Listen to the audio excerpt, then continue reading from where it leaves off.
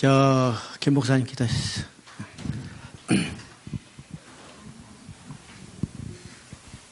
사랑과 은혜 하나님, 오후 시간입니다. 아버지 하나님, 이 귀한 말씀을 하나도 놓치지 않고 잘 들을 수 있도록 저희들의 정신을 붙잡아 주시옵소서. 아버지 하나님, 이 귀한 사역이 계속 지속되게 하시고 수많은 사람 보내주셔서 이 진리의 말씀을 깨닫고 사역에 적용할 수 있도록 도와주시옵소서. 아멘. 우리 말씀 전해주신 목사님의 능력에 능력을 더하여 주시옵소서. 아멘. 감사드릴 모든 말씀을 예수님 이름으로 기도드리옵나이다. 아멘. 예, 39장까지는 이게 이제 회개를 촉구하고 심판을 경고하는 내용이라고 했죠. 그리고 이제 40장부터는 회복을 약속해요. 자, 40장 2절, 3절, 2절부터 우리가 5절까지 한번 읽어보겠습니다. 40장, 이사야서 40장.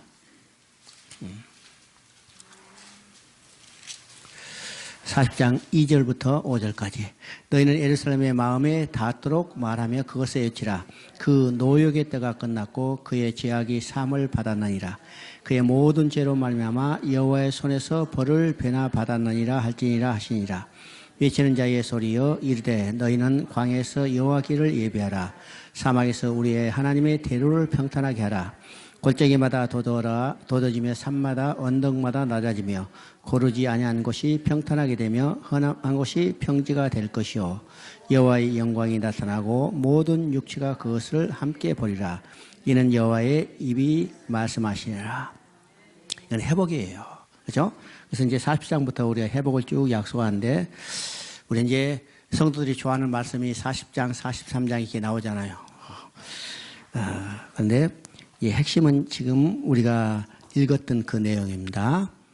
예루살렘의 마음이 닿도록 말할 때 그것에 지라. 그 노역의 때가 끝났고, 그 노역의 때가 끝난 것은 노예로 살던 때가 끝났다는 거죠.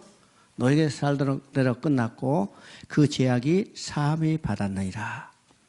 죄사함 받았어. 노예의 때 나갔어. 죄사함 받고 이제 노예의 때가 끝나니까 어디로 돌아가요? 하나님 앞에 다시 돌아가는 겁니다. 그러면 하나님 앞에 돌아가면 우리가 어떤 것을 보게 될까? 5절에 말합니다. 여호와의 영광이 나타나고 모든 육체가 그것을 함께 보리라. 우리의 신앙의 궁적인 신앙의 목표는 하나님의 영광을 바라보고 즐거운 삶을 누리는 겁니다. 누리는 거예요. 나는 이 간단한 내용을 계속해서 반복해요. 우리 성도들에게 신앙의 목표를 확실히 알게 해줘야 해요. 신앙의 목표를 확실히 알게 해요.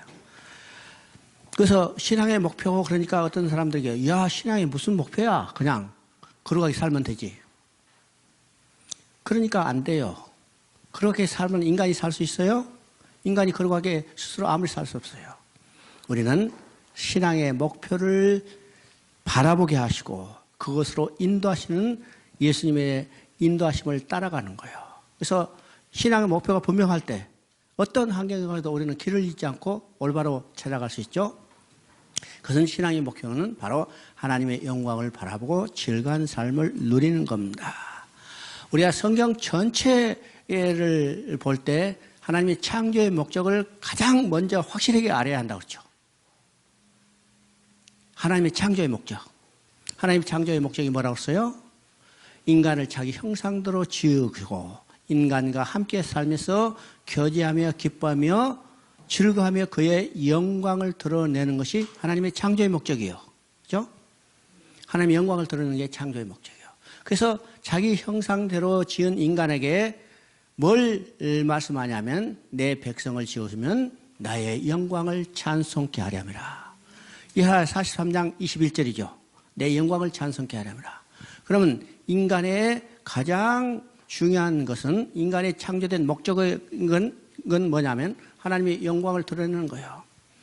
우리가 소요일의 문답 여러분 이제 배우시지만 웨스트민스터 소요일이나 또는 한국교회 예수교회 장로의 헌법에 사람의 제일 된 목적은 무엇이냐 이렇게 시작해요. 사람의 제일 된 목적이 뭐예요? 하나님의 영광을 바라보고 그와 영원히 함께 즐거워하는 거예요. 이게 성경 전체에 하나님 창조의 목적과 부합되어 있죠. 그래서 인간이 범죄하고 하나님을 떠났다가 다시 돌아오면 무엇을 그러면요, 다시 창조된 목적대로 돌아가는 거예요. 하나님 영광을 바라보고 즐거워하느니라. 우리가 전도서에서 중요한 말은 바로 전도서 12장 13절이라고 써요. 12장 13절이 뭐라고 써요? 하나님을 경외하고 그 명령을 준행할지어다. 이것이 인간의 사람의 본분이라고 써요. 이 본분이라는 것은 지어진 목적대로 사는 거예요. 지어진 목적대로 사는 거. 이 땅에 부를 누리고 권세를 누리고 쾌락을 누리고 사는 것이 인간의 본분이 아니요. 그건 하나님을 떠난 인간이 스스로 추구하는 것에 불과하지만 누구도 그것에 만족할 수 없다고 그러죠.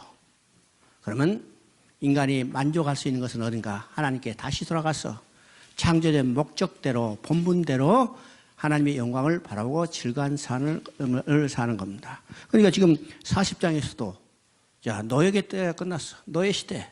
사단의 노예 시대가 끝났고 죄사함을 받았어. 그러면 하나님 앞에 돌아가서 하나님의 영광을 바라보고 즐거운 삶을 누리는 겁니다. 우리가 성경, 신구약 성경이 있고 또 창세기, 출애굽기가 있어요. 우리는 이 두 관계의 병행 구조, 거대한 병행 구조를 봐야 성경을 정확히 이해할 수 있어요. 정확히 있습니다. 우리가 창세기와 출애굽기죠. 그 다음에 이것의 병행 구조는 구약과 신약입니다. 구약, 신약.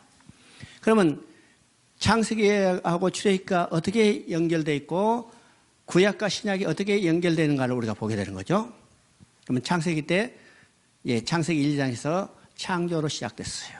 그런데 창세기 3장에서 인간이 범죄하고 하나님을 떠났죠. 떠났어요. 그래서 창세기는 뭘로 끝나냐면 요셉의 죽음으로 끝나요. 요셉의 죽음으로 끝나죠. 그리고 출애굽기는 모세가 출생한 것으로 시작되는데 출애굽기 2장 2절에 보면 모세가 출생할 때 그가 아름답게 준수하게 생겼다고 했어요. 준수하게. 그러면 준수한다는 말은 언어로 해석하면 이건 보기에 좋은 거예요. 그러니까 히브리서에서는 이야기죠. 모세의 부모가 모세를 낳은 거 보고 그가 아름답게 생긴 것을 보고 이렇게 이야기했어요. 히브리서는 그렇게 써 있죠.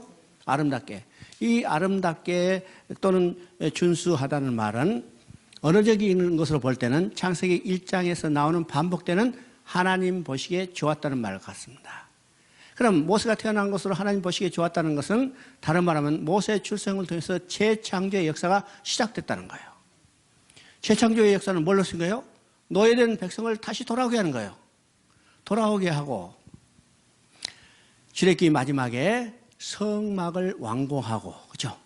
하나님의 영광이 충만하다고 했어요. 성막의 의미가 뭐라고 했어요? 가시적인 성막을 우리가 생각해서는 안 돼요. 성막이라는 자체는 하나님과 인간이 함께 사는 거예요. 하나님과 인간이 함께 살 때 뭐가 나타났어요? 하나님의 영광이 충만하기 때문에 우리의 신앙의 궁극적인 목표도 뭐냐면 하나님의 영광을 바라보고 즐거운 삶을 누리는 거예요. 그러면 성경 구약과 신약의 구조가 어떻게 됐어요? 구약에는요, 창조로 시작했어요. 그리고 말라기 마지막에 뭘로 끝나요? 저주로 끝나요. 저주로. 이거는 전적인 부패, 전적인 타락한 인간은 저주받을 수밖에 없어요. 저주받을 수밖에. 그런데 저주로 끝나지 않고 하나님은 새로운 약속을 주셨죠? 새로운 약속이 아니라 다시 약속을 반복해 주는데 그것이 뭐냐면 의로운 해를 떠오르게 하겠다는 거예요. 언약의 사자를 보내주겠다는 약속이에요. 인간으로서는 절망이지만은 하나님은 절망한 인간 가운데 소망을 주시고 이제 구약을 끝내고 신약에는 뭐예요? 예수님이 출생하는 것을 시작합니다. 예수님이 출생한 것으로 재창조의 역사가 시작되는 거예요. 예수님의 재창조의 역사는 어떤 것이요? 하나님을 떠난 인간을 다시 돌아오게 하는 거예요. 무엇을 통해서? 죄사함을 통해서. 그래서 자기 백성을 죄에서 구원하십니다. 그리고 죄사함을 통해서 돌아오게 해서 돌아오게 하는 목적이 뭔가? 하나님과 인간이 함께 사는 것이죠. 그래서 아까 얘기했잖아요. 오전 중에 마태복음 1장 21절 23절에 나오는 이 두 예수님의 이름은 성경 전체를 한마디로 요약해 놓은 거예요. 죄를 사해주고 그 백성을 돌아오게 해서 하나님이 함께 사는 거예요. 그래서 계시록에서는 장막이 완공됐어요. 그렇죠? 장막이 완성됐어요. 그런데 장막은 눈에 보이는 게 아니라 뭐가 장막이요? 성전이요? 주 전능하신 이야 여기 어린 양이 성전입니다. 그러니까 하나님과 인간이 함께 사는 자체가 성전이고 성전을 의미하고 하나님이 함께 사는 것이 성경에서 구속의 역사를 이루어가는 거예요. 자, 그래서 어떻게 했어요? 하나님의 영광이 충만한 것으로 나타나요. 23절에 보니까 해도 필요 없고 빛도 달빛도 필요 없어요. 왜일까? 여호와의 영광과 어린 양이 빛이 됨이라. 그러니까 우리의 신앙의 공적인 목표는 하나님께 다시 돌아가서 하나님과 함께 살면서 그의 영광을 바라보고 즐거운 삶을 누리는 거예요. 오늘 우리 신앙의 목표가 분명해야죠. 이 땅에서 얼마나 누리고 사는 게 아닙니다. 이 땅에서 얼마나 누리고 사는 게 아니에요. 아무리 이 땅에서 많은 높은 권세에 많은 부를 축적하고 쾌락을 누렸다 하더라도 그거 짊어지고 하나님 앞에 나아갈 수 있는 사람이 아무도 없어요. 다 헛된 것이죠. 이미 솔로몬은 그건 다 헛된 것이라고 했죠. 본분이 뭐냐? 하나님 앞에 다시 돌아가서 하나님의 영광을 바라보고 즐거운 삶을 누리는 거예요. 이사야서 지금 40장에서 분명히 회복의 약속하는 시작에 그것을 선언하고 이야기하고 있습니다. 이야기하고 있죠. 53장 10절을 한번 읽어봅니다. 53장 10절.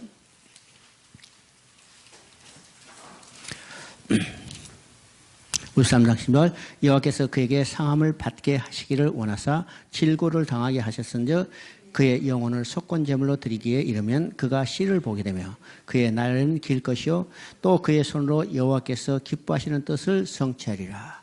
여기서 이제 예수님이 속건제물로 드리셨다고 그랬어요. 그러면 이 예수님이 속건제물로 드렸다는 의미가 무엇인가를 이제 생각해야 합니다. 그러면 이제 레위기에 나오는 기본적인 제사가 5개 제사가 나오죠. 번제, 소제, 그다음에 화목제, 속제제, 속건제. 그렇죠. 자, 거기서 속제제와 속건제가 나와요. 그럼 우리가 가끔요, 속제제와 속건제를 명확히 구분해서 헷갈리기도 해요. 헷갈리죠? 실제로 헷갈리죠. 헷갈려. 왜 그런가? 이거는 겹쳐 있을 때가 있어요. 겹쳐 있을 때. 그러면 왜 의미가 무엇이기 때문에 겹쳐 있는가? 자, 우리가 속죄제는 아주 간단해요. 어떤 사람이 죄를 범하면 그 죄에 대한 대가를 받는 것이 속죄제예요. 그래서 우리가 지은 죄를 예수님이 대신 받았기 때문에 예수님은 대속제물이 되셨죠? 대속제물이요. 근데 속건제물로 드렸다고 했어요. 그럼 속건제물은 어떤 것인가? 이것은 어떤 사람이 범죄했을 때, 그렇죠? 범죄했을 때 그 범죄뿐만 아니라 범죄했을 때 다른 사람의 재산의 피해나 또는 정신적인 피해를 입혔다면 재산도 대신 갚아주고 정신적인 피해도 보상해 주는 것이 속건제입니다. 이게 속건제예요.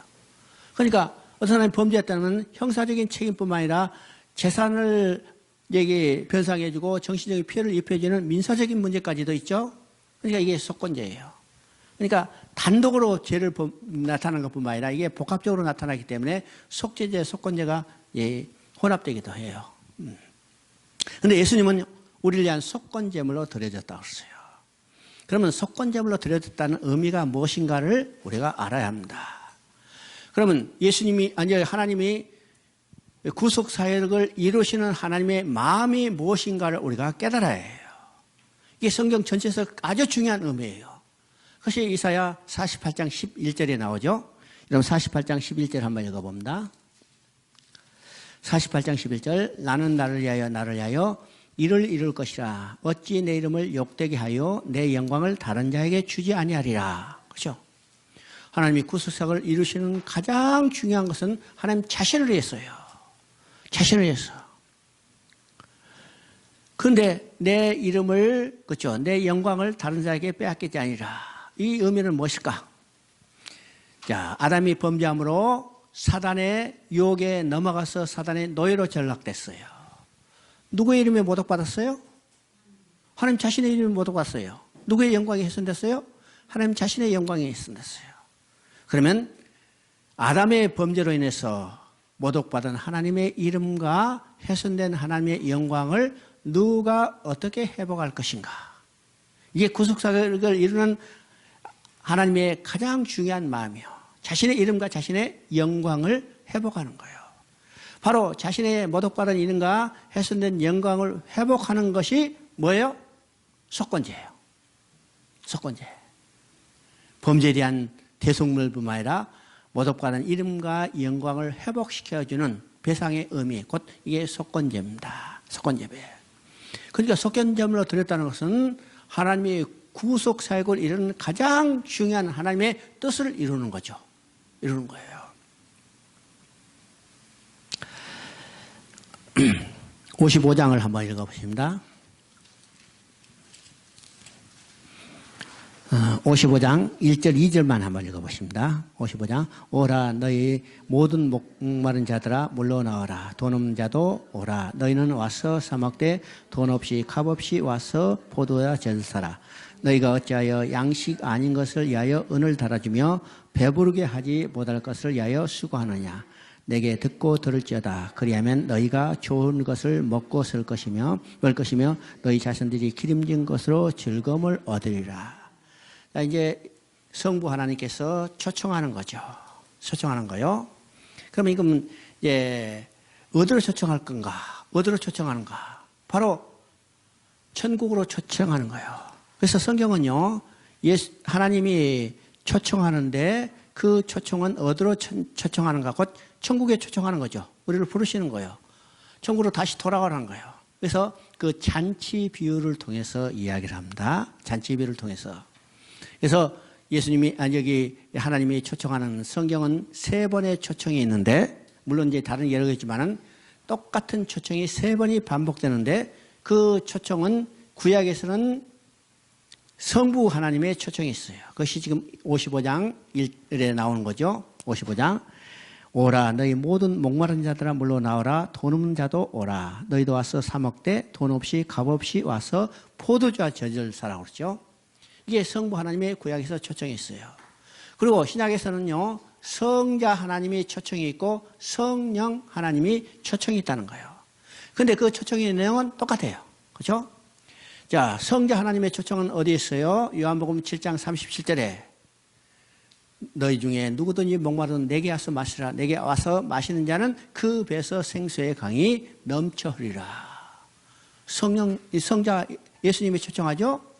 또 계시록 22장 17절에는 성령 하나님께서 초청하고 있는 겁니다. 계시록 22장 17절 한번 읽어보십니다. 계시록 22장 17절 성령과 신부가 말씀하시기를 오라 하시는도다. 듣는 자가 오라 할 것이요 목마른 자도 올 것이요 또 원하는 자는 값없이 생명수를 받으리라. 자, 여기서 이제 초청할 때 다 물과 연관이 있어요. 그렇죠? 물과 있어요.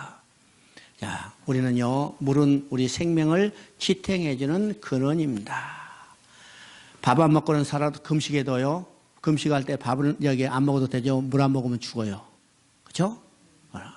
그래서 이 초청할 때 물로 이제 물을 가지고 지금 초청하는데, 자, 오라, 지금 55장 1절에 보니까 오라 너희 목마른 자들아 물로 나오라. 돈 없는 자도 오라. 너희는 와서 사 먹되 돈 없이 값 없이 와서 포도주야 젖을 사라. 지금 와서 오는데 돈 없이 값 없이 와서 먹으라고 그래요. 그러면 돈 없이 값 없이라는 것은 어떤 의미일까? 이미 이 값을 누가 갚았었어요? 예수님이 자기 피값으로 갚았어요. 예수님이 피값을 다 갚았으니까 우리는 돈 없이 값 없이 그저 가서 마실 수 있고 먹을 수 있죠? 근데 우리가 먹는 그것이 얼마나 비싼 것인가를 깨달아야죠. 누가 이미 그 값을 갚아줬어요? 예수님이 자기 피값으로 갚아줬어요. 그러니까 천국에 초청한다는 것은요, 그저 얻어먹으러 가는 게 아니에요. 예수님이 이미 그 값을 다 지불하시고 천국을 준비하시고 우리를 초청하고 계신다는 사실을 우리가 깨닫게 되는 겁니다. 구원계획이라는 것은요, 우리가 하나님이 계실 곳을 만들어 드린 거 아니고 우리 스스로 또 우리가 살 집을 지어오는 게 아니에요. 하나님께서 우리가 살 집을 지어주시고 그곳으로 우리를 인도하신다는 사실을 알아야 합니다. 인도하시는 사실을. 자, 61장을 한번 보십니다. 61장 1절만 우리가 한번 보십니다. 주 여호와의 영이 내게 내리셨으니 이는 여호와께서 내게 기름을 부으사 가난한 자에게 아름다운 소식을 전하게 하려 하심이라. 나를 보내사 마음이 상한 자를 고치시며 포로된 자에게 자유를, 갇힌 자에게 노임을 선포하며. 자, 우리가 2절까지 이제 읽어야 하는데 우선 1절만 보면 이것을 통해서 오실 메시아의 사명이 무엇인가를 가장 확실하게 증거하고 있어요. 이사야서는 메시아에 대한 가장 많은 예언을 하고 있다고 그랬죠. 그러니까 그 태어나심부터 그의 속성부터 그의 하실 일을 정확히 이야기하고 있습니다. 우리가 이사야서를 정확히 하면 복음서에서 하실 일이 무엇인가를 확실하게 이미 증거하고 있어요. 그죠? 우리 이제 신학에 가서 복음서를 보면 복음서는 이제 두 부분으로 나눠진다고 그랬습니다. 복음서가 4개의 복음서가 있지만은 이건 4개의 복음이 아니라 1개의 복음이요. 1개의 복음이죠. 4사람의 저자에 의해서. 그러니까 4사람의 저자를 든 것은 그들이 보는 각도, 관점이 다르다는 거죠. 또 수신자가 각각 달라요. 그죠? 수신자가 각자. 그러니까 들을 사람이 다르다면 들을 사람의 귀 높이에 맞춰서 말해주는 거죠. 말해요. 그러니까 4사람의 저자에서 4사람의 다른 수신자를 대상으로 이게 복음서를 썼어요. 그러니까 4개의 복음이 아니라 1개의 복음을 관점을 달리한 거죠. 관점을 달리하는데 그렇기 때문에 이 복음서는 4개의 복음서지만은 구조는 동일하다는 사실이죠. 동일해요. 그러면 그 구조가 어떻게 되는가? 우리 이제 이미 다 배웠지만은 마태복음 16장, 마태복음을 우리가 기준하면 16장 16절이 전반부 후반부를 나누는 기점이라고 했어요. 그 기점이 뭐라고요? 베드로가 예수님이 누구신가를 고백하는 거예요. 주는 그리스도시요 살아계신 하나님의 아들이시니라. 그러면 이것을 기점으로 했기 때문에 그 앞에 부분은 예수님이 누구신가를 알게 하는 내용이에요. 많은 기적과 이사가 교훈이 나오지만은 그 모든 것은 근본적으로 뭐냐면 예수님이 누구신가를 알게 하는 거예요. 우리가 요한복음을 보면 이것이 명확해지죠. 7개의 표적을 내고 예수님이 누구신가를 계속해서 물어봐요. 너는 나를 누구로 하냐? 너는 나를 누구로 하냐? 뿐만 아니라 예수님이 다시 누구신가를 지금 스스로 선포하는 내용들이죠. 그러니까 복음서의 전반부는 예수님이 누구신가를 알게 하는 내용입니다. 알게 하는 내용이고 후반부는 이제는 제자들이 예수님이 누구신가를 확실히 알았어요. 그러면 예수님 스스로가 자신이 무슨 일을 할 건가를 제자들에게 말하는 겁니다. 그래서 마태복음 16장 21절은 그러죠. 내가 예루살렘에 올라가서 장로들과 석인강들에게 고난을 받고 장사되고 부활할 것을 비로소 말씀하시니 이 내용은 곧 16장 21절부터 시작되는 예수님의 고난 바로 그것에 대해서 그대로 이루어진 것을 이야기합니다. 그러니까 복음서의 구조가 되겠어요? 전반부는 예수님이 누구신 것과 후반부는 예수님이 무슨 일을 하실 건가를 설명하고 있어요. 이 둘이 합쳐서 하나의 복음이죠? 하나의 복음이에요. 그러면 이사야서는 이미 그것을 증거하고 있어요. 예수님이 누구신 것과 예수님 누구세요? 예수님 누구세요? 한 아기가 낳았고 한 알을 오르게 주시반데 그는 전능하신 하나님이요 또 이새의 줄기에서 한 싹이 나고 여자의 후손으로 보내주시는 것이 합법적으로 나타난 것을 증거하고 있죠. 또 이것이 예수님이 누구신가를 증거하는 거죠. 예수님 한 아기가 낳고 한 아들을 오르게 주시받았으니 이건 다른 말로 말하면 이새 뿌리에서 한 싹이 나고 이것을 다른 말로 하면 주는 그리스도시요 살아계시는 하나님의 아들이신 거예요. 그렇죠? 그리고 예수님이 무슨 일을 하실 건가? 이사야서는 그걸 정확히 이야기했어요. 예수님이 무슨 일을 하시는 거예요? 이사야 53장 4절부터 6절 사이에 그걸 자세히 기록했죠. 그걸 결론적으로 말하면 우리의 죄를 그에게 담당시켰었어요. 어디서? 갈보리 십자가에서. 그러니까 예수님이 무슨 일을 하실까? 그를 통해서 어떤 일이 일어나요? 그 결과가 갇힌 자에게 노임을 얻게 하고 포로된 자에게 자유를 얻게 하는 거예요. 누구에게 갇혔어요? 언약을 어기고 인간이 사단의 노예로 갇혀 있어요. 이것을 자유케 하는 거예요. 자유케요. 그래서 하나님 앞으로 돌아가서 하나님과 함께 사는 새 하늘과 새 땅에 사는 것을 만들어주는 거죠. 그래서 이제 오실 메시아의 사명이 정확히 어떤 것인가를 확실하게 증거하는 것이 지금 이사야 61장 1절에 2절의 내용입니다. 이게 분명히 나와 있죠. 내게 기름 부으사, 여호와께서 내게 부르사. 자, 메시아라는요 본래 기름 부은 자라는 것을 의미하죠. 그럼 구약에서 메시아의 사명이, 메시아가 누구냐면 선지자였어요. 그 다음에 제사장이 있었어요. 그 다음에 왕들이 있었어요. 왕들이 있었죠? 그러면 구약에 많은 메시아가 있었어요. 한 사람 메시아만 있는 게 아니라 많은 메시아가 있었어. 그죠? 기름 부은 왕들도 많이 있었죠. 사울도 기름 부음 받았어요. 다윗도 기름 부음 받았어요. 그죠? 우리가 쉽게 얘기하면. 또 선지자가 있어요. 사무엘도 기름 부음 받았어요. 그죠? 또 엘리사를 보면 엘리야를 통해서 기름 부었어요. 그러니까 많은 기름 부음 받은 자 있죠? 또 제사장도 아론도 기름 부음 받았어요. 또 아론이 죽기 전에 자기 아들들도 기름 부음 받았어요. 그러니까 이 구약에 기름 부음 받은 자 선지자들이 많이 있었어요. 선지자들이 많으시죠?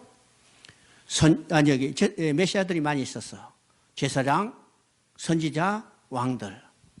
근데 이 세 직분을 하나로 합쳐서 이 직분을 감당한 선지자는 없었을 뿐만 아니라 그들이 완전한 메시아로서 사명을 감당한 사람은 아무도 없었어요. 아무도 없었어.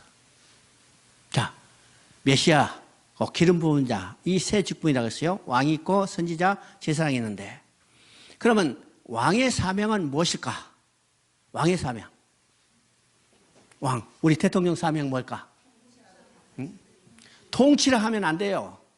그러니까 우리 권세나 흔들리는 것으로 생각하지. 우리가 왕의 사명은 나라를 확실하게 튼튼하게 지키고 백성을 안정되게 살게 하고 풍요롭게 살게 해주는 것이 왕의 사명이에요. 근데 왕들은요, 성경에도 이미 이런 일은요, 성경에도 나타날 것이 이야기가 돼 있어요.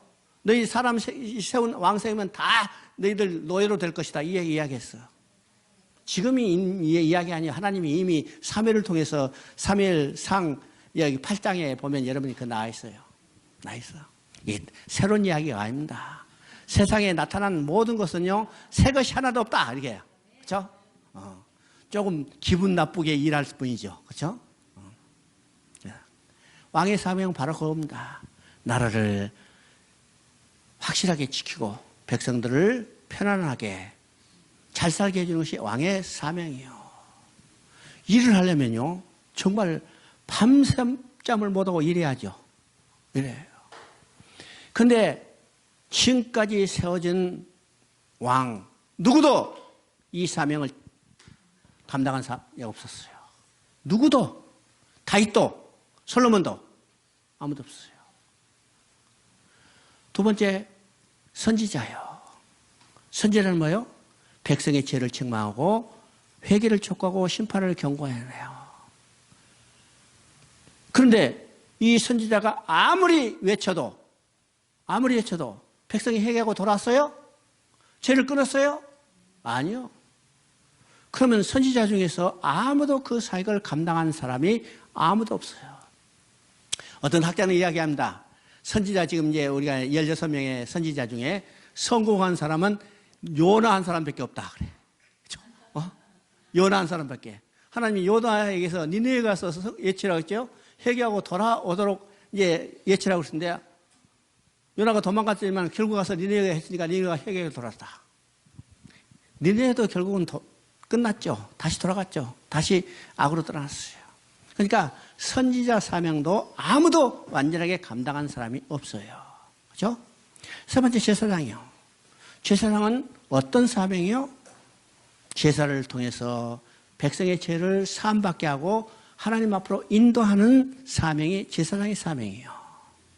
다른 말은요, 중보자의 사명이에요. 하나님과 인간의 관계를 회복시켜주는 그 사명이 제사장 사명이에요.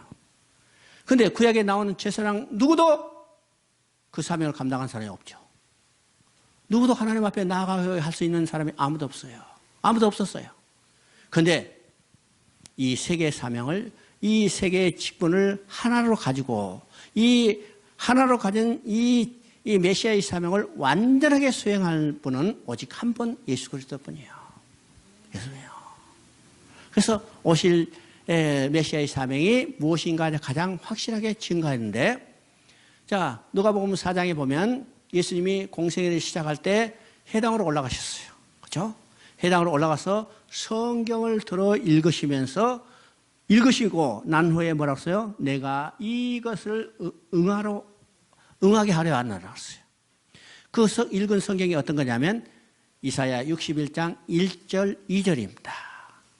1절 2절. 내가 이것을 응하러 하노라. 무엇을? 메시아의 사명. 쉽게 말하면 갇힌 자에게 노임을, 포로된 자에게 자유를 얻게 하렵니다. 누가 노예에 갇혔어요? 하나님을 떠난 인간이 사단의 노예로 갇혔어. 그걸 해방시켜주는 거예요. 이게 메시아의 사명입니다.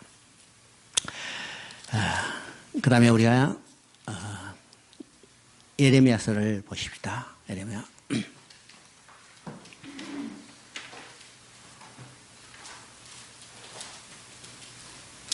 예레미야 시대도요, 참 국제 정세가 요동칠 때죠. 이미 이제 이때는 아수르가 바벨론에서 멸망받은 때죠. 그러니까 아수르 세력은 이미 다 이제는 끝나고 바벨론 신흥 바벨론이 일으켜서 세계의 패권을 이제 누리고 있던 시대입니다. 그것이요. 이제 아수르가 바벨론을 멸망한 것은 612년이요. 612년. 그래서 아수르를 멸망하고 바벨론의 신흥 국가로 있고, 그 다음에 605년에는 지금 패권을 넘보던 애굽도 갈그미스 전투에서 완전히 애굽도 멸망하고 말았어요. 패하고 말았어요. 그러니까 이 중동 지역의 패권은 완전히 바벨론에서 넘어갔죠. 이 바벨론이 이미 이스라엘은 멸망했으니까 이 유다를 침공하기 위해서 유다를 지금 해왔대요. 그 시대가 지금 606년부터 시작되는데 1차로 침공할 때죠. 이때 이스라엘 백성이 하나님을 떠나서 우상을 숭배하고 악을 행하기 때문에 그들을 돌아오게 하기 위해서 하나님은 예레미야 선지자를 불러서 죄를 책망하고 회개를 촉구하는 거예요. 십발을 경고해요. 이 시대가 바로 부름받은 선지자가 예레미야입니다. 예레미야. 그래서 예레미야 시대는 이 격분한 시대, 유다가 지금 풍전등화 같이 멸망하기 직전에 하나님은 예레미야를 불러서 그 백성들을 돌아오고 회개하고 돌아오도록 촉구하는 겁니다. 그럼 하나님이 그 선지자 예레미야를 보내는데 이스라엘 백성이 돌아왔어요? 유다 백성이 돌아왔어요? 돌아오지 않았어요. 그러면 몇 번 지금 바벨론을 일으켜서 유다를 지금 침공하는가? 3번이요. 3번. 그럼 왜 3번 침공했을까? 왜 3번 침공했을까? 지금 605년이면요. 갈그미스 전투에서 애굽을 지금 패배시키고 바벨론은 완전히 그 지역의 세력을 장악해서 아주 강대국으로 부상했죠. 그 나라가 이 조그만 유대를 멸망시키는 것은 아무 일도 아니에요. 그렇죠? 지나가다 발로 톡 차보다 없어질 정도로 그런 나라인데 지금 침공했는데 멸망시키지 않았어요. 또 갑자기 사정이 일어나서 이 바벨론이 물러가게 되는 겁니다. 물러가게 돼요. 그리고 2차로, 그 다음에 3차로 마지막으로 586년에 예루살렘을 포위하고 점령하는 거죠. 그럼 한번 생각해 봅니다. 바벨론이 왜 이 조그만 유다, 힘없는 유다를 한꺼번에 멸망시키지 않고 3번에 걸쳐서 침공하고 결국 3번째 침공에서 유다를 멸망시킬까? 하나님은 심판의 목적이 있는 게 아니고 구원의 목적이 있다는 사실이에요. 우리가 알합니다. 심판의 목적이 있고 구원의 목적이 있어요. 1차로 침공해서 유다를 포위했어요. 예루살렘을 포위했죠. 그리고 하나님은 선지자를 동원해서 그때 활동한 선지자들이 많아요. 예레미야를 또 그 다음에 하박국 선지자도 있고 하박 선지자, 오바댜 선지자도 있고 많은 선지자를 통해서 회개하고 돌아오게 해요. 그런데 돌아오지 않았죠. 그럼 이것은요 그들의 심판의 목적이 아니라 구원의 목적이 있다는 사실이에요. 우리 열왕기서를 읽어봐도 우리는 똑같은 것을 우리가 보게 되죠. 이제 열왕기상은 솔로몬이 이제 타락하자 하나님은 그 아들 댁에 가서 나라를 둘러 나눴어요. 둘러 나눴죠. 그래서 여로보암이 10지파를 가지고 북이스라엘을 건설했는데 여로보암이 하는 일이 북이스라엘의 단과 베델에 산당을 만들어놓고 거기다 금송아지 우상을 만들어놓고 하나님을 섬기는 게 아니라 이제는 금송아지 우상을 섬기는 우상국가로 바꿔버렸어요. 완전히 종교를 변질된 종교로 바꿔버렸죠. 그래서 이 북이스라엘의 왕들의 평가는 바로 이 기준이에요. 느바세앗을 여로보암의 길을 따라 악을 행하였더라. 그렇죠? 악을 행하더라. 이 기준이 하나입니다. 그래서 이제 북이스라엘은 이제 19의 왕이 바뀌는데 이 왕조가 몇 번 바뀌냐면 8번 바뀌어요. 계속 피터지는 이 소위 말해서 쿠데타를 통해서 왕조가 바뀌어요. 왕조가 바뀌는데 그 중에 오므리 왕조 중에 위대한 왕이 하나 나타났어요. 그 왕이 누구냐면 아합 왕입니다. 아합 왕. 우리 잘 알죠? 아합 왕. 아합 왕은 북이스라엘의 역사 가운데 두 번째 아주 위대한 왕이에요. 위대한 왕. 첫 번째 왕이 누구냐면 여로보암이시라고 그랬죠. 여로보암이세. 그리고 아합이 두 번째 군사적으로, 정치적으로, 경제적으로 이스라엘을 크게 번성시켰던 왕입니다. 번성시킨 왕. 그런데 성경은 아합을 가장 악한 왕이라고 평가해요. 하나님이 아합을 가장 악한 왕으로 봐요. 그런데 놀랍게도요, 열왕기서의 기사 중에 가장 길게 기록된 왕이 누구냐면 아합이라는 사실이에요. 가장 악한 왕에는 한 줄로 기록하고 야 그놈 정말 악하더라. 하나님 떠나서 악을 행했다. 한 줄로 끝날 것 같은데 이스라엘 19왕 중에서 가장 아니요 북을 다 합쳐서 가장 길게 기록했어요. 왜 그럴까? 왜 그럴까? 또 아합 왕 때 우리가 잘 아는 가장 유명한 선지자를 부려서 그들에게 보냈어요. 그 누구요? 엘리야요. 그러면 가장 악한 왕일 때 왜 가장 유명한 선지자를 부르셔서 그들에게 보냈고 아합에 관한 기사가 가장 길게 기록됐을까? 이것을 통해서도요, 하나님은 심판의 목적이 있는 게 아니라 구원의 목적이 있다는 거예요. 우리가 볼 때 가장 악한 행위는 그냥 한 방에 빵 날릴 것 같은데 회개하고 돌아오기를 촉구하는 거예요. 그래서 엘리야를 보내서, 그렇죠? 우리가 잘 아는 엘리야를 보내서 하나님의 권능을 보여주고 하나님이 누구신가를 알게 하도록 갈멜산에서 대결하게 하고 돌아오게 하죠. 그런데 돌아오지 않았어요. 나쁜 짓만 하는 거예요. 계속 기회를 주는 거예요. 몇 번? 4번의 기회를 둬요. 그러니까 4번의 기회를 주니까 그 기사가 길 수밖에 없죠. 그래서요. 하나님은 심판의 목적이 아니라 구원의 목적이 있다는 사실입니다. 그래서 지금 이 유다 말기에도 한꺼번에 바벨론을 일으켜서 한꺼번에 멸망한 게 아니라 3번의 침공을 통해서 회개할 기회를 주는 거예요. 그때 부르셔서 활동하게 하는 선지자가 예레미야입니다. 예레미야. 여러 선지자가 있지만 가장 유명한 선지자가 예레미야예요. 그래서 예레미야 선지자의 가장 그 선지 예언의 가장 핵심은 뭐냐면 다른 여러 가지가 있지만은 돌아오라는 데 있어요. 돌아오란다. 여러분요, 예레미야서를 읽으면 돌아오라는 말이 가장 확실하게 기록되어 있고 또 돌아오게 하겠다는 시기도 하나님이 확실하게 증거해 주고 있어요. 돌아오라. 너는 하나님을 떠나서 우상을 섬기고 악을 행하는 것에서 돌이켜 돌아오라. 돌이켜 돌아오라. 그 말씀은 오늘 이 시대에도 우리가 똑같이 하는 거예요. 하나님을 떠나서 악을 행하지 말고 돌아오라. 돌아오라. 돌아오라.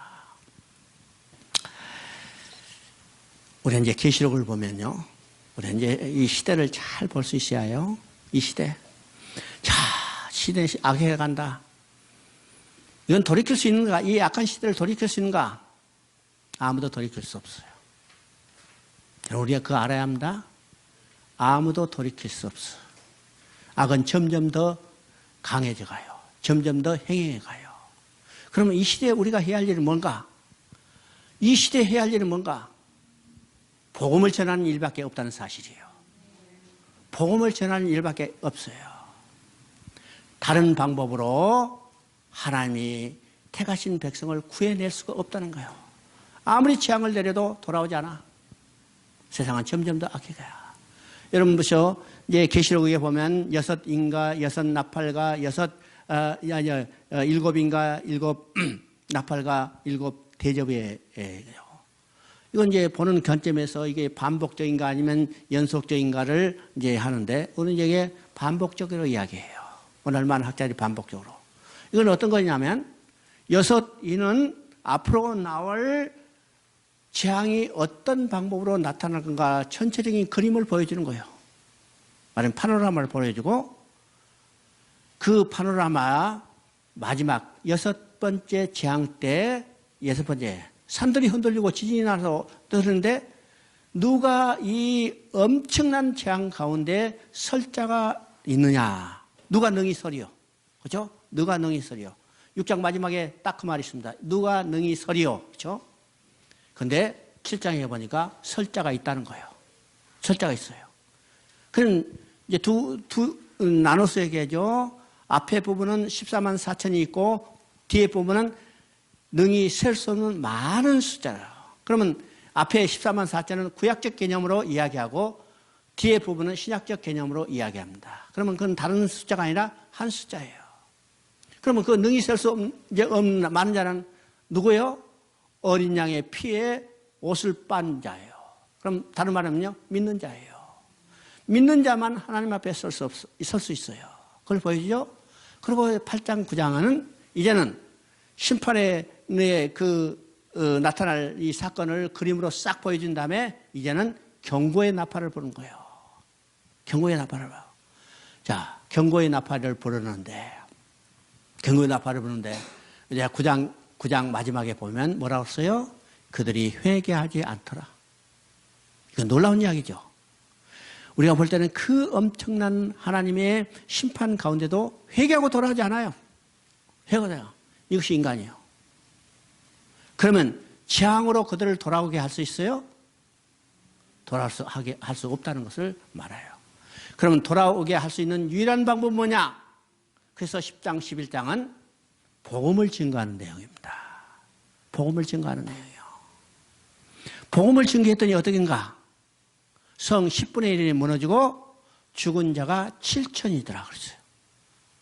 성 10분의 1이 무너지고 죽은 자가 7천이라. 이거 아주 중요한 의미죠. 재앙이 내릴 때는요, 땅의 3분의 1이 무너지는데, 복음을 전하니까 무너진 성은 10분의 1밖에 안 돼. 복음의 증거한 결과가 훨씬 더 크게 나타나죠. 그리고 죽은 자가 7천이라. 이것은요, 열왕기상 19장하고 비교해서 이야기해요. 열왕기상 19장. 자, 엘리야가 지금 이세벨이 죽이겠다는 거 도망가가지고 나무 밑에 지금 흰벼가지고 누워있어. 하는 말이 뭐라고요? 내 혼자만 살았나이다. 나도 죽여주세요, 이 말이요. 그때 하나님이 뭐라고 말씀하세요? 바알에 무릎 꿇지 않은 7천 명이 당했다 그랬어요. 바알에 무릎 꿇어 다 하나님 떠나고 남은 자 7천 명인데, 얘를 거꾸로요. 복음을 증거한 결과 어떻게 했어요? 죽은 자가 7천 명이요. 죽은 자가 7천 명. 그러나 복음 증거 효과가 얼마나 크다는 것을 보여주는 거죠. 재앙을 내려서는 회개하고 돌아올 방법이 없어요. 안 돌아와. 그러면 돌아오게 하는 것은 오직 한 가지, 복음을 전하는 거예요. 그러면 이 땅에 존재하는 교회가 해야 할 일이 무엇인가? 그죠? 해야 할 일이 무엇인가? 복음을 증거하는 거예요. 바울이 말한 대로 때를 얻든지 못 얻든지 우리가 해야 할 일은 복음을 증거하는 거예요. 복음을 증거하고. 하나님은 에레미야를 통해서 지금 회개하고 돌아오고 했어요. 돌아오지 않았어요. 그래서 심지어 저 여호와긴 왕 같은 것은 왕은 어떻게 했어요? 여호와긴 왕도 2차 침공 때 이거 이제 바벨론에서 죽고 말죠. 죽고 말아요. 이 여호와긴 왕은 어떻게 했어요? 예레미야가 바룩을 통해서 하나님의 말씀을 글로 써서 보내는데 그걸 듣기 싫다고 칼로 잘라서 하룻벌에 집어넣어 버렸어요.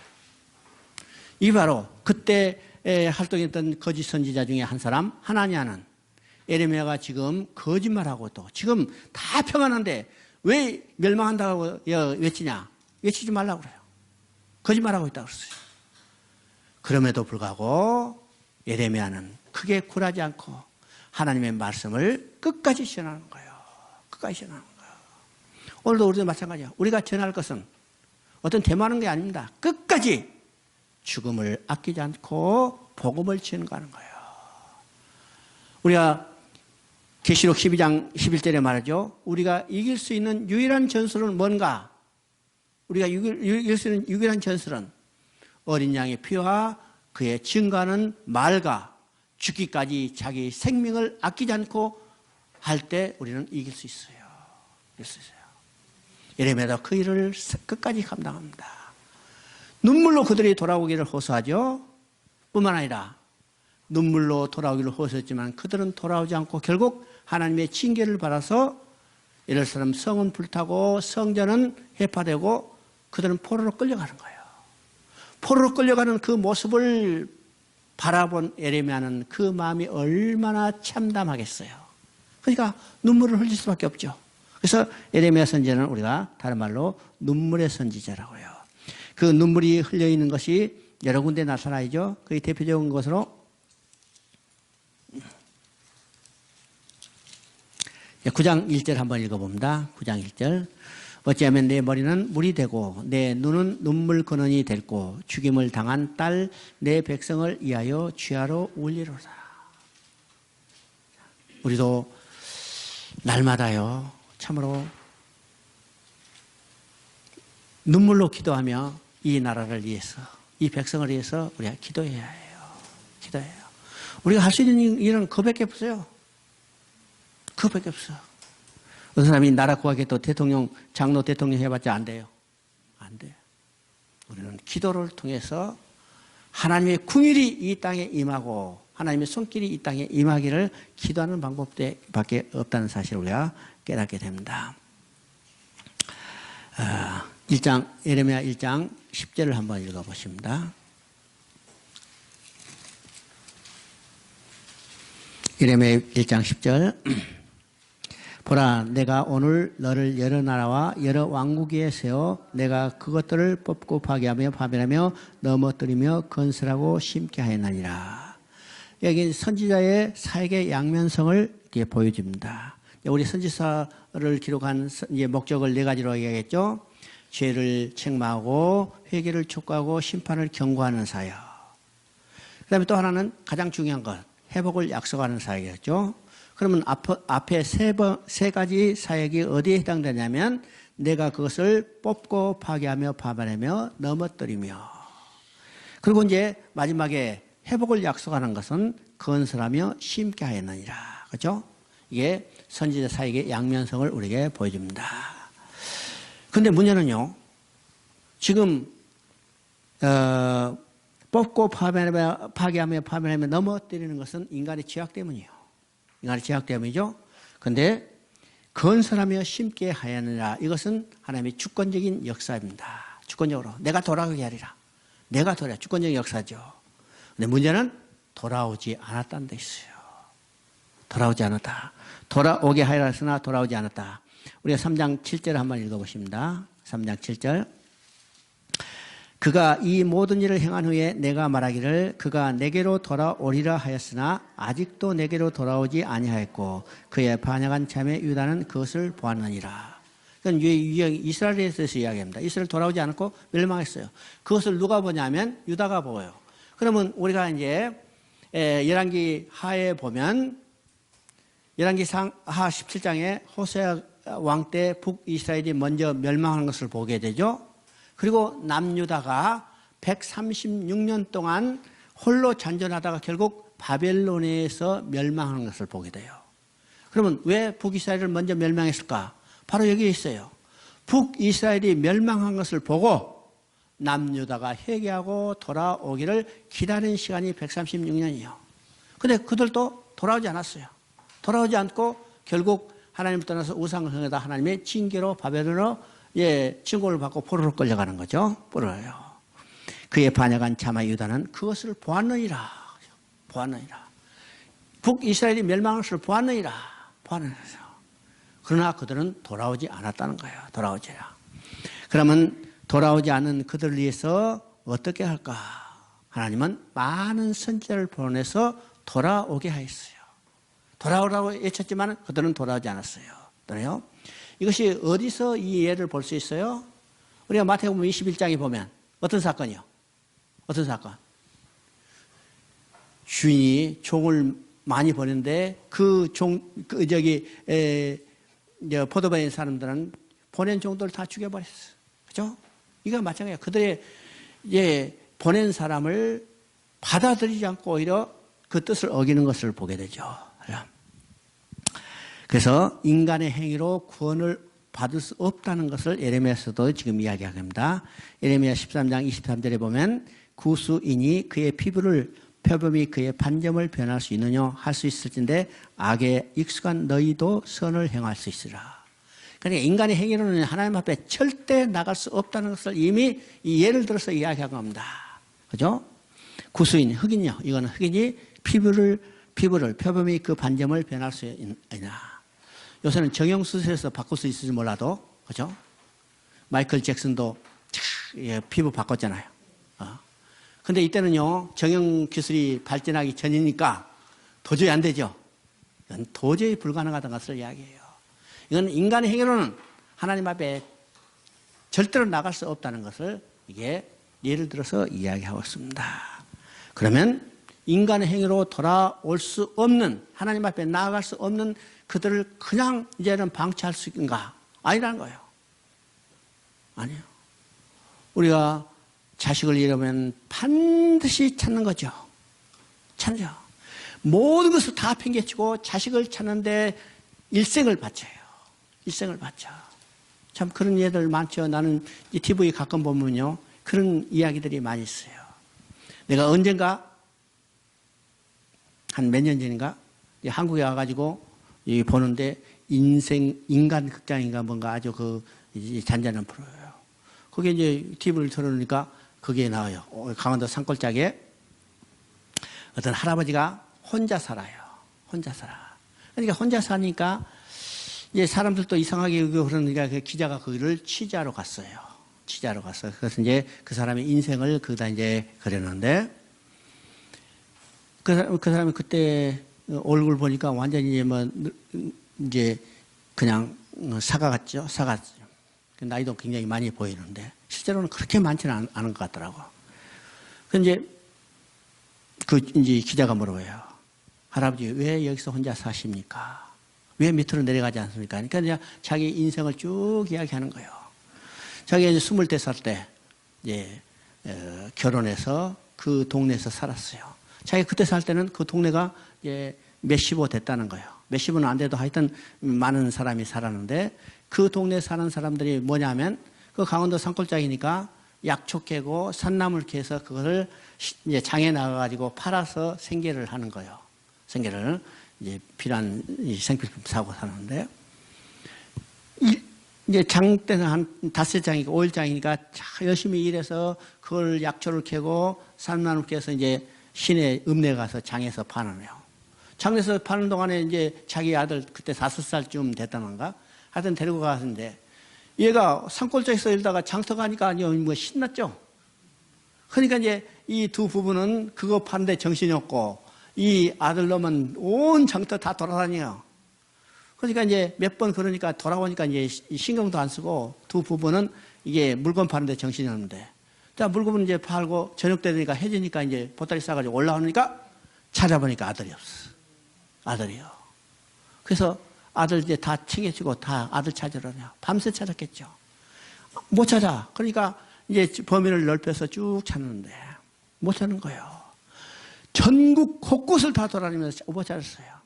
찾아 못 찾아서 그 아내는 병들어 죽은 거예요. 나 똑같아요. 이게 스토리가.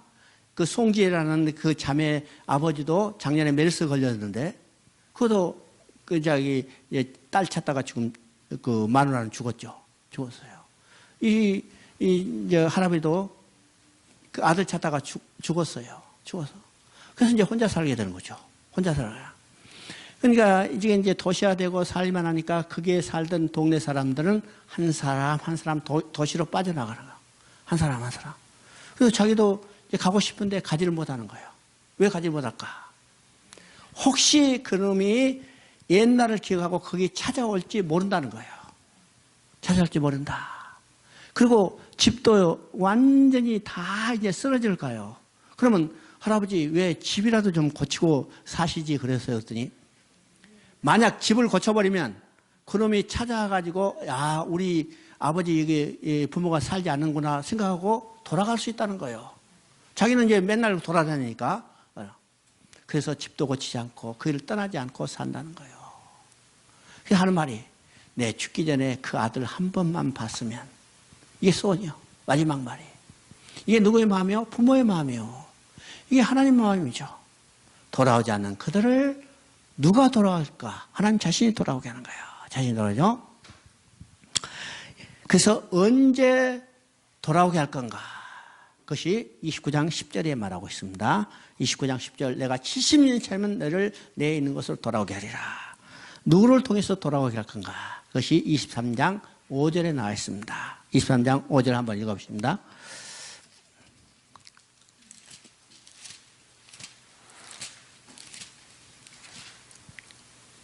이스라엘 여호와의 말씀이 이니라. 보라, 때가 이르니 내가 다윗에게 한 의로운 가지를 일으킬 것이요 그가 왕이 되어 지혜롭게 다스리며 세상에서 정의와 공의를 행할 것이다.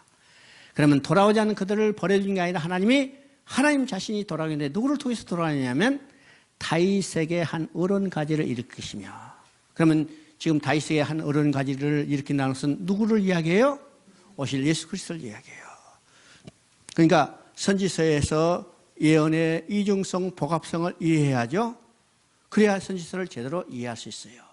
다윗에게 한 의로운 이야기를 일으켜서 돌아오게 하는 것은 사단의 노예된 전락된 인간을 그리스도를 통해서 돌아오게 하겠다는 것이 계시되어 있습니다. 그리고 내가 70일 차면 돌아오리라. 자, 이스라엘 백성은요, 예레미야가 예언한 대로, 예레미야를 통해서 예언한 대로 정확하니 70년이 차서 돌아왔어요. 70년 알죠? 자, 586년에 멸망했는데 돌아오는 것은 537년이죠? 그러면 우리가 숫자상으로 50년밖에 아니지만은 이스라엘 백성이 언제 포로로 끌려가냐면 1차 침공 때부터 포로로 끌려갔어요. 그럼 1차 침공 때는 언제냐? 606년이에요. 그죠? 606년에 포로로 끌려간 대표적인 사람이 누구냐면 다니엘이라고 했어요. 다니엘. 그리고 2차로 침공받았어요. 2차로 침공받았을 때 포로로 끌려갔죠? 그게 598년인데 그때 포로로 끌려간 사람이 누구냐면 여호와긴 왕과 에스겔이에요. 그다음에 이제 3차로 586년인데 그러니까 1차로 포로로 끌려가는 것부터 돌아올 때까지 606년부터 시작해서 537년까지는 정확히 70년이다. 정확히 70년. 그래서 에스라서에도 이야기해요. 바사왕 고레스 원년에 예레미야 입을 통해서 하신 말씀을 이루시려고 그렇게 되어 있어요. 예레미야 입을 통해서 하신 말씀은 70년이 차면 돌아오게 하리라는 이 예언이 그대로 성취돼서 고레스 원년에 조서를 발하고 그 조서에 근거해서 2년차 537년에 그들이 돌아온 거죠. 하나님 정확히 하나님의 약속하고 예언한 것을 그대로 성취한 것을 보게 됩니다. 성취한 것을. 그러면 이게 70년이 차면 돌아오게 하는데 그러면 그 근거가 무엇일까? 그 근거가 우리가 이스라엘 백성이 애굽에서 돌아오게 하는 것도 하나님의 정확한 근거에 의해서 돌아오게 하는 거죠. 저런 거요. 그러면 출애굽기 6장 6절부터 8절까지 보면 이스라엘 백성이 애굽에서 돌아오게 한 방법과 목적과 근거가 나와 있어요. 근거가 나와 있어요. 그러면 그 근거는 어떤 것이었어요? 내가 아브라함과 이삭과 야곱에게 주기로 맹세한 땅으로 너희를 인도하리라. 하나님은 아브라함과 야곱과 이삭과 야곱에게 맹세한 근거에 의해서, 약속한 근거에 의해서 그들을 돌아오게 하는 거예요. 그럼 바벨론의 포로에서 돌아오게 한 이 유다 백성들도 그냥 무엇에 근거했어요? 언약에 근거해서, 약속에 근거해서. 근데 구약의 약속은 이미 파기됐어요. 파기됐죠? 너희가 내 명령을 준행하면 너희는 내 하나님이 되고 나는 너희 하나님이 되고 너희는 내 백성이 되리라. 근데 이 백성이 어떻게 했어요? 하나님의 명령을 준행하겠다 했지만은 결과적으로 준행하지 않았어요. 그러면 약속이 파기됐죠. 그럼 약속이 파기됐으면 약속을 하는 이스라엘 백성을 돌아오게 하지 못할 건가? 아니라는가? 아니라 하나님은 새 약속을 주시는 거죠. 그래서 예레미야 31장 31절부터 34절까지는 이스라엘 백성을 돌아오게 할 새 언약을 주신 것을 보게 됩니다. 새 언약. 자, 예레미야 31장 31절부터 33절까지 한번 읽어봅니다. 여호와의 말씀이니라. 보라, 날이 이르니 내가 이스라엘 집과 유다 집에 새 언약을 맺으리라. 이 언약은 내가 그들의 조상들의 손을 잡던 애굽 땅에서 인도하여 내던 날에 맺은 것과는 같지 아니할 것은 내가 그들의 남편이 되었어도 그들이 내 언약을 깨뜨렸습니다. 여호와의 말씀이니라. 그러나 그날 후에 내가 이스라엘 집과 맺을 언약은 이러하니 곧 내가 나의 법을 그들의 속에 두며 그들의 마음에 기록하여 나는 그들의 하나님이 되고 그들은 내 백성이 될 것이라. 여호와의 말씀이니라. 새 언약을 주시는 거죠. 새 언약을.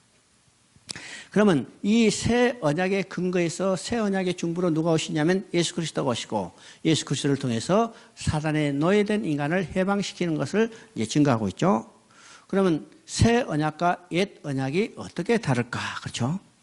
새 언약과 옛 언약이 어떻게 다를까? 이것은 언약의 중보자가 다르다는 사실이에요. 옛 언약의 중보자는 누구예요? 모세가 중보자예요. 모세가 중보자였죠? 그러나 새 언약의 중보는 모세가 중보자가 아니라 그리스도가 중보자예요. 중보자예요. 9장 15절을 보니까, 히브리서 9장 15절이니까 옛 언약은 모세를 중보자라고 세운 언약이 있으나 새 언약은 자기 아들을 중보자로 세웠다고 했어요.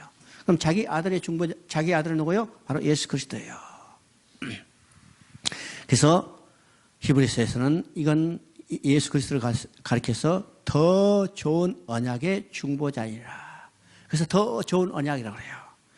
그 다음에 옛 언약은 돌비에 기록했어요. 우리가 십계명의 돌판 잘 알죠? 돌비에 기록했지만은 새 언약은 그게 본 것이 나의 법을 그들의 속에 두며 그 마음에 기록하시니라. 오늘 이 새 언약은요, 우리 마음속에 기록되어 있죠. 이 마음속에 있어요. 자, 이것은 이미 신명기 10장 16절에서 모세가 하시는 말씀이죠. 모세가 한 말씀이요. 너희 마음에 할례를 할지니라. 너희 마음에 할례를 할지라. 그래서 지금 신명기에서 모세가 너희 마음에 할례를 할지라 하는 것은 그때로서는 혁명적인 선언이요. 왜일까? 구약의 백성들, 유다 백성들은 하나님의 언약의 표정을 어뢰하면 육신에 새겼어요. 그렇죠? 육신에 새겼어. 그거는요, 이제 창세기 15장 17절에 말씀한 거죠. 너희가 표피를 베고 이것이 언약의 표징이라. 그래서 할례를 통해서 그들의 언약의 백성인 것을 육신의 표를 새겼어요. 그런데 모세는 뭐라고 했어요? 언약은 마음에 할지라. 마음의 언약을 새기라고 했어요. 그래서 이 말씀을 받아서 바울은 로마서 2장 28절 29절에 뭐라 하냐면 육신의 할례가 할례가 아니고 할례는 마음의 할지니라. 그렇죠? 마음의 할지니라. 그러면 오늘 우리는요, 마음의 할례를 받은 자죠. 마음의 할례를 받은 자. 그러면 그 할례는 어떤 것이요? 새 언약을 쓰였어요. 새 언약은 뭐예요? 곧 그리스도를 말하는 겁니다. 그래서 우리는 마음의 할례를 받은 자요. 돌비에 새긴 비문의 율법 조망이 아니라 마음의 할례를요. 그 다음에 옛 언약과 새 언약의 차이는 옛 언약의 여긴 율법은 정죄하는 법이에요. 정죄하는 법. 그러나 새 언약은 내가 그들의 악행을 사하고 죄를 다시 기억하지 아니하리라. 이거는 완전한 용서를 이야기합니다. 용서. 이것이 새 언약의 법이에요. 완전한 용서. 또 결정적인 그로 같지 않은 것은 뭔가? 피가 다르다는 거예요. 피가 달라. 옛 언약이나 새 언약이나 피로 세워진 약속입니다. 언약이에요. 그렇죠? 피로 세워진 언약이에요. 출애굽기 24장에 보면 24장이면 모세가 언약을 읽고 백성들에게 낭독해 줬어요. 낭독했어. 그 백성들이 벌써 우리가 그 다 언약을 준행하겠나 하니까 모세가 우슬초를 취해서 번제로 드렸던 그 짐승의 피를 우슬초에 찍어서 백성들에게 뿌리고 언약서에도 뿌렸어요. 그러니까 구약시대도 언약으로 피로 맺은 언약이죠. 구약시대도 피로 맺은 언약이에요. 그런데 이 언약의 피는 뭐예요? 짐승의 피로 맺은 언약이에요. 짐승의 피로 맺은 언약이죠. 자, 짐승의 피는 우리의 죄를 속할 수 없어요. 그건 그림자에 불과해요. 그래서 히브리서 10장 4절에 황소와 염소의 피가 우리의 죄를 속할 수 없으니 구약에서 여기 짐승의 피로 우리의 죄를 속함 받을 수 있다면 짐승의 피 한 번만 드리면 되죠. 그런데 예수님이 오셔서 십자가에 죽으실 때까지 수많은 짐승으로 피를 제사를 드렸지만은 우리 시장은 찢어지지 않았어요. 시장이 찢어지지 않았던 것은 우리의 죄가 속함받지 못했다는 거죠. 그건 그림자에 불과해요. 그림자에 불과해요. 그럼 무엇에 대한 것의 그림자냐? 참 것에 대한 그림자이기 때문에 참 것은 곧 예수 그리스도가 자신의 피로 우리의 죄를 사해 주는 거죠. 이게 언약의 피예요. 이 피가 달라요.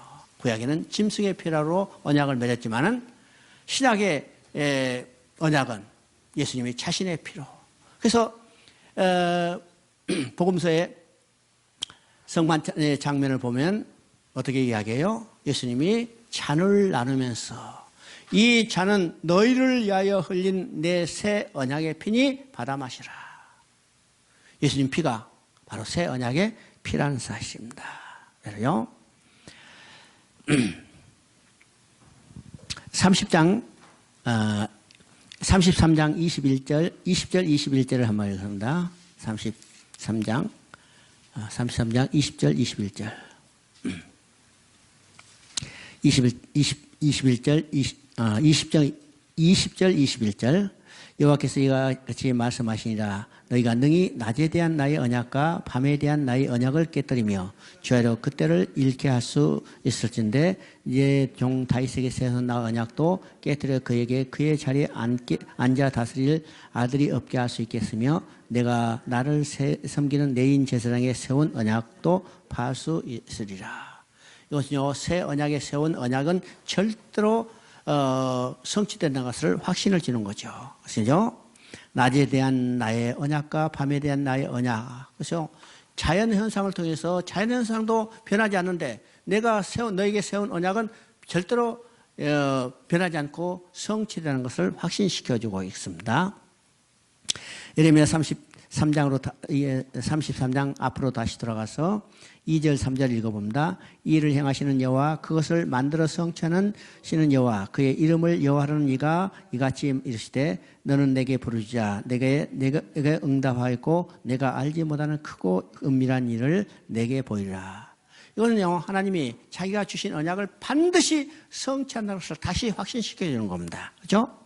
이 일을 행하시는 여호와 그것을 만들어 성취하시는 여호와 그의 이름을 여호와라는 이가 이같이 말씀하시되 그죠? 너는 내게 부르짖자 내가 내게 응답하였고 내가 알지 못하는 크고 은밀한 일을 내게 보이리라. 여기서 이 크고 은밀한 일 이것에 대해서 우리가 이제 가끔 오해도 하기도 해요. 개인적인 목적을 이제 세워놓고 그 목적을 달성하기 위해서 크고 은밀한 일 이것을 이제 성취해 달라고 이제 이야기를 하죠. 우리 이제 기도원에 가면 이거 333 기도 계속해서 붙어 있어요. 그죠? 333 기도. 부르짖으면 부르짖으면 자기 욕심대로 자기 계획대로 다 성취해 줄 것으로 생각해요. 그러면 여기서 크고 은밀한 일이 무엇인가를 우리가 생각해야죠. 크고 은밀한 일. 그죠? 크고 은밀한 일. 아주 간단한 이야기죠. 계속 반복되는 내 예요. 자식이 잃어버리면 그 부모에게 가장 큰 일은 뭐예요? 자식 찾는 일이요. 간단한 이야기예요. 그 자식 찾기 위해서 직장도 때려쳐. 사업하는 것도 때려쳐. 사업도 때려쳐. 그 송지혜라는 건 여러분이 작년에 메르스 뉴스 보셨을지는 몰라요. 그 아버지가 메르스에 걸렸다가 14일 만에 완치되고 태어날 때 기자가 그 앞에서 물어보는 거예요. 그죠? 그 정신 좀 지체한데 한 10년 전에 그 딸인데 잊어버렸대요. 그 딸을 찾기 위해서 나는 이제 한국에 오면요. 우리 이제 수서 그 IC에 버스 타고 가면 그게 지금도 플래카드가 붙어 있어요. 지금도. 계속해서 붙어요. 이제 그 이름을 지금 기억하고 있는데 그때도 얘기하는데 TV 보니까 그게 나오는 거예요. 메르스에 걸렸어. 그러니까 그 기자가 송 선생에 다가가서 물어보는 거죠.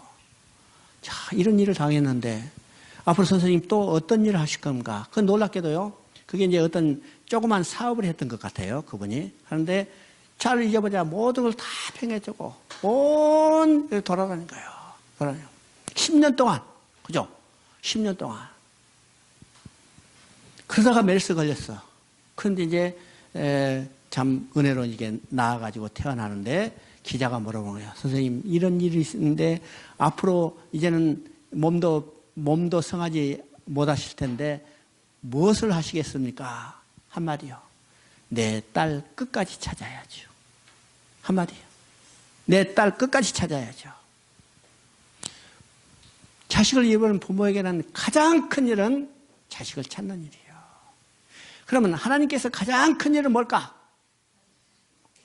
자기 백성 찾는 일이에요. 우리가 다른 생각할 때는 새하늘 새 땅을 하니까는 큰 멋있는 집 짓는 것을 생각하지만은 장소적 개념이 아니라고 했어요. 떠난 인간을 다시 돌아가서 함께 사는 것을 완성하는 것이죠. 떠난 자기 백성을 찾는 일. 이것이 하나님께 가장 크고 비밀한 일이에요. 크고 비밀한 일이에요. 이것을 반드시 완성하는 누가? 이를 성취하시는 여호와. 그분이에요. 이사야 9장 7절을 말하죠. 만군의 여호와의 열심히 이를 이루리라. 만군의 여호와의 열심히 이루리라. 그래서 이것은 실패할 수도 없고 반드시 성취하는 확신이요. 성취하요. 우리 성경을 읽을 때 가장 중요한 핵심은 뭐라어요? 하나님의 절대적인 주권을 우리가 읽어야 한다고 그랬어요. 절대적인 주권. 성경은 하나님이 하시는 일을 역사적인 사건을 통해서 기록해 주셨기 때문에 성경을 읽을 때 우리가 가져야 할 세 가지 역사 인식을 가지고 성경을 읽어야 성경을 우리가 바로 읽을 수 있다고 그랬어요. 이건 처음에 이제 구사조감의 서론의 이야기죠. 이 성경을 읽을 때 가져야 할 이 역사 인식 세 가지는 어떤 것인가? 다시 제가 보면 첫째는 역사의 주인은 하나님이시고 하나님이 절대 주권을 가지고 역사를 운행해 가신다는 거예요. 구원의 역사뿐만 아니라 세속의 역사도 마찬가지요. 이 대한민국의 역사도 누구의 주권 속에 있어요? 하나님의 주권 속에 있어요. 우리는 그것을 바라봅니다. 그렇죠? 우리 하나님 앞에 다시 돌아가서 하나님께 모든 것을 맡기면 하나님이 이 땅을 책임져 주시는 거예요. 책임져 주죠. 이것이 역사의 주인이 누구신가? 창조의 역사도 하나님이 주권적으로 역사하시고 구속의 역사도 하나님이 주권적으로 이뤄가신 거예요. 그래서 창세기 1장에 태초에 하나님의 천지를 창조하시니라. 이 한마디는 역사의 주인이 누구신가를 선포하는 거죠. 시간도 하나님이 창조하시고 공간도 하나님이 창조하셨어요. 우주 만물을 하나님이 창조하셨어요. 그러니까 우주 만물의 주인은 하나님이시고 하나님 주권적으로 하죠. 또 구속의 역사도 하나님이 주권적으로 이루어 가시는 거예요. 창세기 3장 15절, 창세기 3장 21절이 하나님의 구원을 이루어 가시는 스타트죠. 시작. 구원의 기원점이요. 그러면 창세기 3장 15절에 뭐라 써요? 내가 하리라. 그죠? 내가 너를 여자의 후손과 원수가 되게 하고 내가 그래요. 또 창세기 3장 21절에 어땠어요? 가죽옷을 지어 입히시는 누가 입혀주세요. 여호와 하나님이 아담과 하에게 가죽옷을 지어 입히시니라. 하나님 주권적으로 이루어요. 또 이것을 구체적으로 이루어 가실 때 아브라함을 불러서 아브라함에게 첫 번째 약속을 주실 때 거기서 아주 중요한 의미가 있다고 그랬죠. 12장, 창세기 12장 2절 3절에 두 개의 중요한 단어가 있다고 그랬어요. 우리 이제 한국 성경에는 그것이 명확히 표현이 안 되는데 영어 성경이나 중국 성경에는 이 말이 확실히 표현됐어요. 첫째 단어는 나라는 말이에요. 워라는 나라. 두 번째는 be, will이라는 말이에요. 이건 내가 반드시 이루라는 거예요. 뭘? 구원사역을 반드시. 누가? 하나님이에요. 그러니까 구원의 역사도 하나님이 주권적으로 이룰 수 있다는 사실을 우리가 깨닫게 되는 거죠. 깨달아요. 두 번째 우리가 이제 성경을 통해서 보는 역사 인식은 하나님의 역사는 반드시 시작과 끝이 있다고 그랬어요. 시작과 끝이 있다는 것은 뭐예요? 도달할 목표 지점이 있다는 거예요. 우리는 이 도달할 목표 지점을 향해서 진행해 나가는 역사예요. 그런데 이 진행하는 역사는 단순한 반복적인 진행이 아니라 더 나은 목표를 향해서 상승해 가고 성숙해 가는 진행이라는 사실이죠. 성숙해요. 창세기 때 하나님이 자기 보시기에 창조했지만은 거기에는 누가 침투했어요? 사단이 들어왔어요. 인간을 유혹했죠. 그러나 계시록에서 완성된 새하늘과 새 땅에는 사단도 들어오지 못해요. 완전해요. 이게 더 나은 것을 향해서 가는 거예요. 세 번째 우리가 역사인식은 하나님이 목적하시고 계획하신 것은 반드시 성취하고 완성하고 종결하는 거예요. 이 말은요, 하나님의 계획과 목적은 절대로 실패하는 일이 없어요. 중단한 일이 없어요. 포기하잖아요. 변경하잖아요. 완성하지 않으면 종결하잖아요. 이게 우리의 구원의 확신이죠. 하나님이 나를 구원하게 하고 계획했다면 그 일은 절대로 실패하는 일이 없어요. 반드시 완성한다는 확신이죠. 확신이에요. 그래서 하나님은 크고 비밀한 일을 이루리라. 일을 성취하시느냐. 그 하나님께서 계획하신 대로 반드시 성취한다는 확신을 우리가 가지게 되는 겁니다. 가지게 되죠. 그 다음에 이제 예레미야 예가입니다. 예레미야 예가는 이제 언제 기록되는가에 대해서 의견들이 많이 있어요. 어떤 사람은 요아스 시대에 기록했다고 이야기도 하고, 어떤 사람은 예루살렘이 멸망하고 불타고 없어지는 그 모습을 본 예레미야가 눈물로 이 예레미야 예가를 기록했다. 그런데 이제 이 내용을 보면요, 유다가 멸망하고 그 성전이 파괴되고 포로로 끌려가는 그 비참한 모습을 보고 그 슬픔을 이기지 못하고 지은 시가 예레미야 예가 아닌가 이게 생각이 돼요. 많은 학자들도 이제 그런 데서 중점을 두고 있습니다.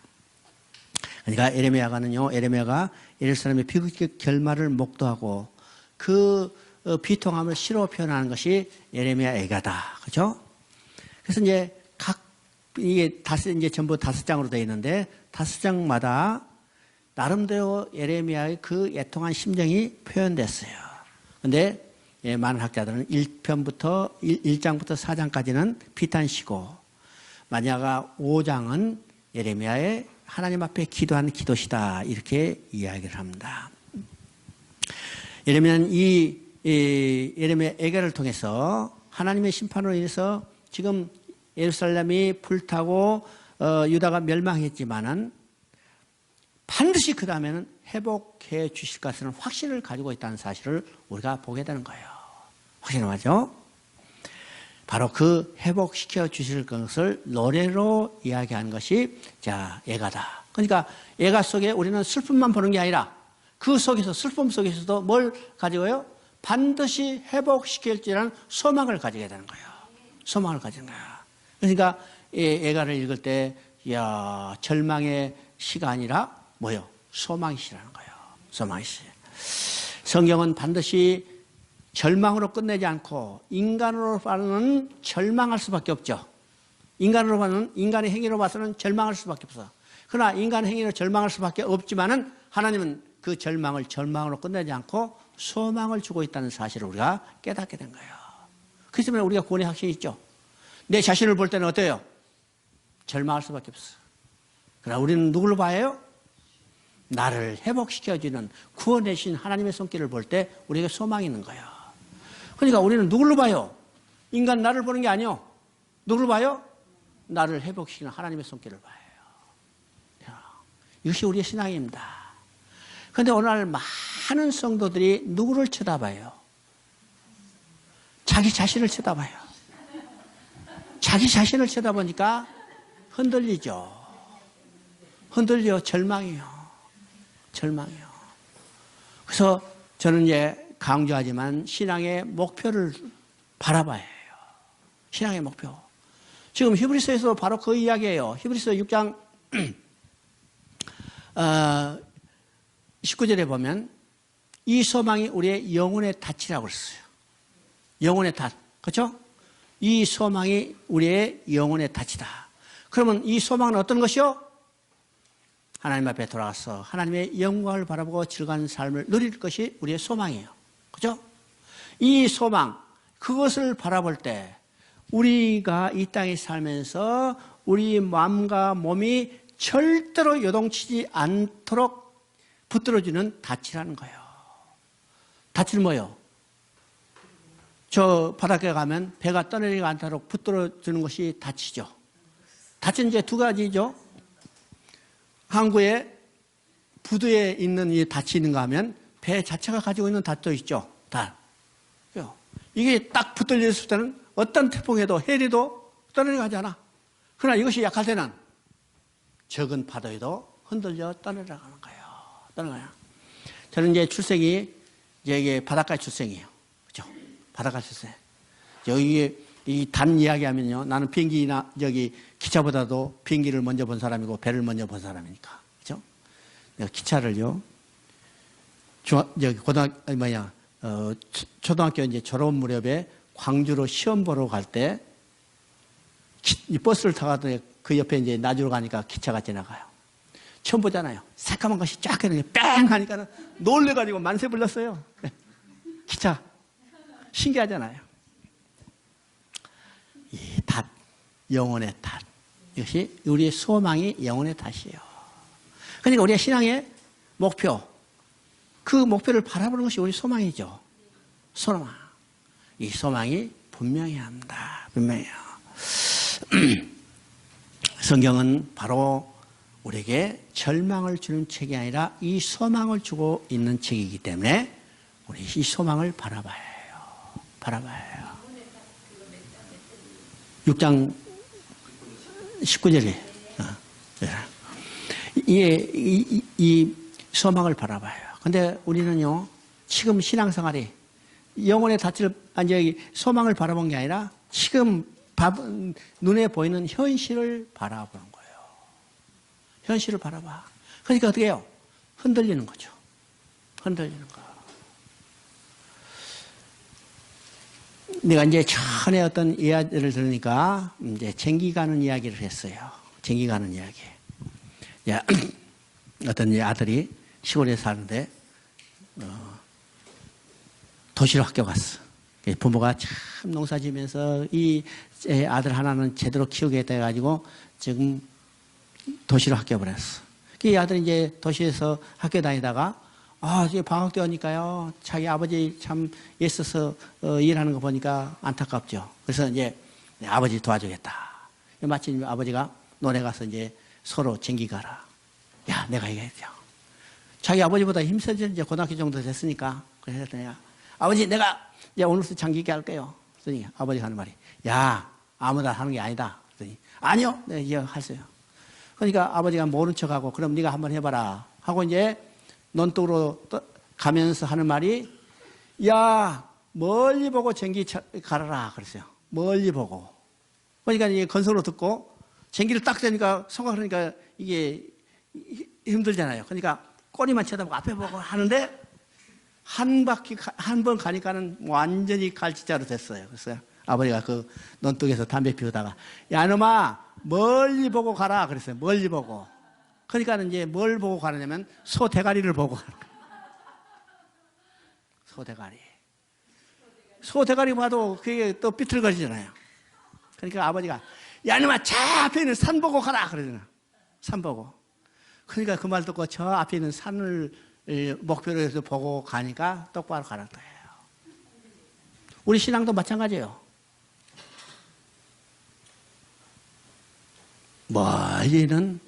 멀리는 그 목표를 향해서 달려가. 근데 오늘 많은 성도들은 눈에 보이는 거죠. 눈에 보이는 거. 눈에 보이는 거니까 항상 흔들리게 돼 있어요. 항상 흔들리게 있어요. 자, 예레미야 이 애가를 통해서도 바로 예레미야 선지자는 이것을 이야기하죠. 지금 다 포로로 끌려가고 세파되겠지만 우리에게 소망이 있다. 그죠? 그래서 예레미야 1장, 애가 1장을 한번 봅니다.